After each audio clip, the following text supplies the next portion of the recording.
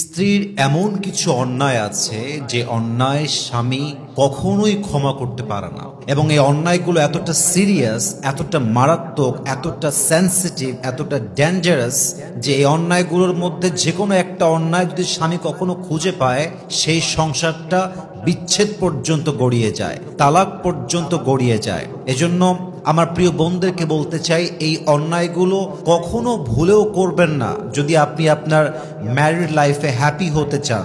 এগুলো মারাত্মক বড় অন্যায়। আমি পয়েন্টগুলো বলার পূর্বে আগেই দোয়া করি আল্লাহর কাছে সবাইকে নিয়ে, আল্লাহ প্রত্যেকটা মা বোনকে, প্রত্যেকটা ওয়াইফকে এই অন্যায়গুলোর থেকে বেঁচে থাকার তৌফিক দান করুক। পড়েন সবাই আমিন।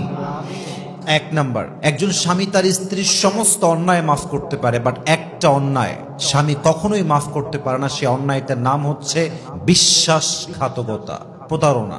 একজন স্বামী তার স্ত্রীর সমস্ত অন্যায় মাফ করে দিবে, কিন্তু বউ যদি স্বামীর বিশ্বাস নিয়ে খেলে, স্বামীর বিশ্বাসে আঘাত করে, স্বামীর সঙ্গে চিট করে, প্রতারণা করে, বেঈমানি করে, নিমক হারামি করে, বিশ্বাস করেন একজন পুরুষ সব অন্যায় ক্ষমা করতে পারে, বাট তার বউ যখন চিট করে, ধোঁকাবাজি করে, বেঈমানি করে, একজন পুরুষ তার ব্যক্তিত্ব বোধ থেকে তার স্ত্রীকে প্রতারণার পরে, ধোঁকাবাজির পরে আর কখনোই ক্ষমা করতে পারে না। ঠিক কিনা বলেন? মাথায় রাখবেন, দেওয়ালের রং নষ্ট হয়ে গেলে আবার রং করা যায়। যদি কখনো ঘরের দেওয়ালের কোনো ইট ছুটে যায়, ইটটা আবার দিয়ে দেওয়ালটাকে ঠিক করা যায়। যদি কখনো কাগজ ছিঁড়ে যায়, সেটাকে ব্ল্যাক টিপ দিয়ে আবার জোড়া লাগানো যায়। বাট বিশ্বাস এমন একটা সেন্সিটিভ জিনিস, এটা একদম স্বচ্ছ কাচের মতো।